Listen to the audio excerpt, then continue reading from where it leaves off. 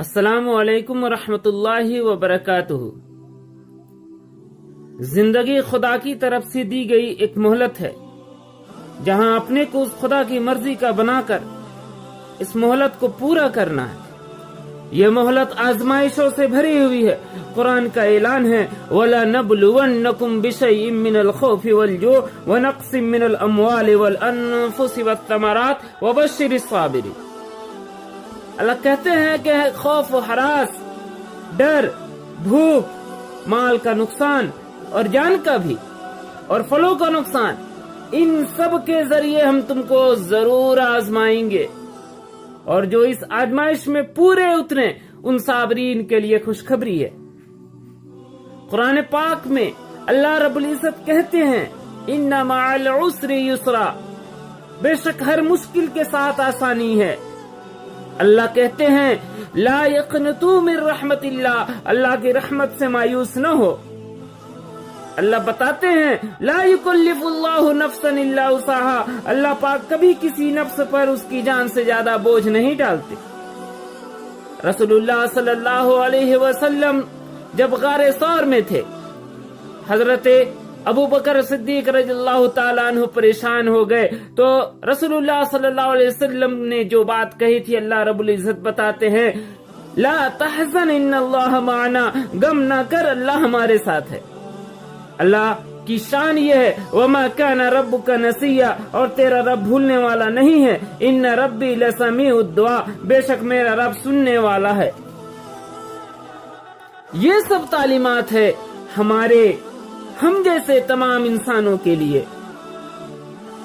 بہن عائشہ کے لیے بھی یہ تعلیمات تھی جو اب ہمارے بیچ نہیں رہی۔ بہن تو نے یہ کیوں کیا؟ تجھے تیری پریشانی، ماں باپ کی پریشانی، شوہر کی آزادی، یہی سب دکھائی دیا، لیکن تیری عاقبت کا کیا؟ تیری آخرت کا کیا؟ اور مجھے دعا میں یاد کرنا، کیا پتہ جنت ملے یا نہیں ملے۔ چلو الوداع۔ دعا کرنا، کیا پتا جنت ملے گی یا نہیں۔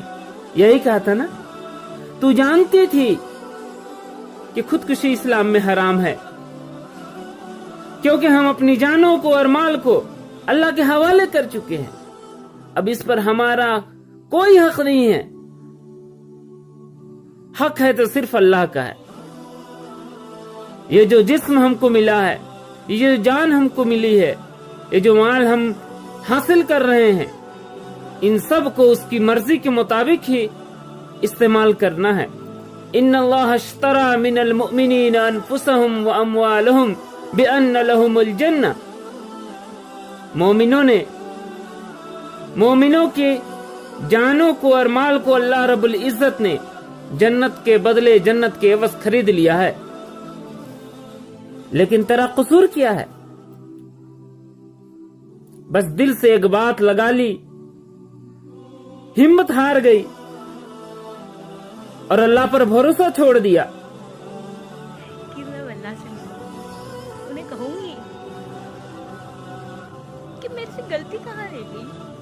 اللہ سے ملوں گی تو کہوں گی مجھ سے کیا غلطی ہوگی، کیسے یہ بولے گی؟ اس اللہ سے جس پر تیرا بھروسہ اٹھ گیا۔ مجھے تیری غلطی نہیں لگتی بہن، غلطی تیرے ماں باپ کی ہے، تجھے اللہ پر بھروسہ کرنا سکھایا ہی نہیں۔ حالات کیسے بھی، کتنے بھی خراب ہوں،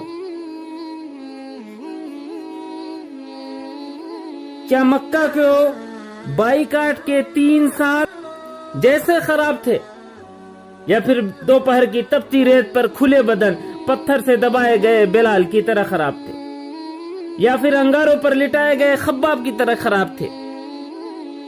ان کا یقین تھا اللہ پر، بھروسہ تھا اللہ پر، رسول اللہ پر، اور سرخرو ہوئے ہو۔ تجھے تیرے ماں باپ نے سرخرو کرنے کے لیے وہ یقین کی دولت نہیں دیا۔ بہن بہت افسوس ہے، بہت افسوس ہے۔ اللہ تجھے معاف کرے۔ میں بیٹی والوں سے کہنا چاہتا ہوں کہ لوگوں سنو، اپنی بیٹیوں کی پرورش بہترین طریقے سے کرو، کیونکہ بیٹیوں کی صحیح تعلیم و تربیت سے ہی جنت ملتی ہے۔ رسول اللہ صلی اللہ تعالی علیہ وسلم کی فرمان کا مفہوم ہے، جس نے اپنی بیٹیوں کی صحیح تعلیم و تربیت کی اور اس کا صحیح جگہ پہ نکاح کر دیا، وہ جنتی ہے۔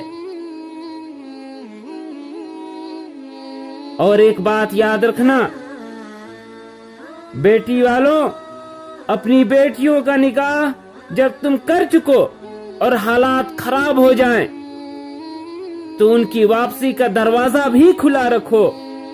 بیٹیاں کبھی مایوسی کا شکار نہیں ہوں گی۔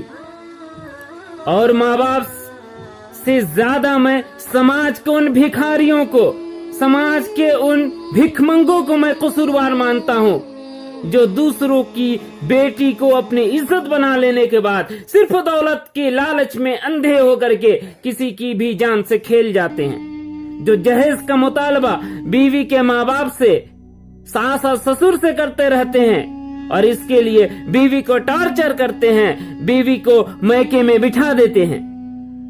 میں ایسے لوگوں سے کہنا چاہتا ہوں، ڈریے اس اللہ سے جس نے آپ کو اور آپ کی بیوی کو دونوں کو پیدا کیا ہے۔ آپ جو کچھ کر رہے ہیں دنیا کی عدالت میں آپ بچ سکتے ہیں، مگر اللہ کی عدالت میں صرف انصاف ہوتا ہے، وہاں نہ گھوس کام آتا ہے نہ رشوت کام دیتی ہے، وہاں صرف انصاف ہوتا ہے۔ لوگوں، اپنی بیٹیوں اور بیٹوں دونوں کو اللہ پر بھروسہ کرنے والا بنائیے۔ جہیز لیں اور نہ کسی کو دیں، یہ اب نہیں کریں گے تو کب کریں گے؟ یاد رکھیں، ہم سب کو مرنا ہے۔ اللہ کو کیا کہیں گے؟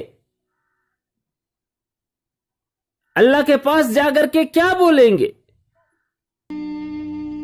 ماں باپ اپنی ڈیوٹی کو انجام دے، اپنے اولاد کی صحیح تربیت کریں، اپنی بیٹیوں کو دوسری عائشہ نہ بنائیں اور اپنے بیٹے کو دوسرا عارف نہ بنائیں، دوسرا عارف نہ بنائیں، دوسرا عارف نہ بنائیں۔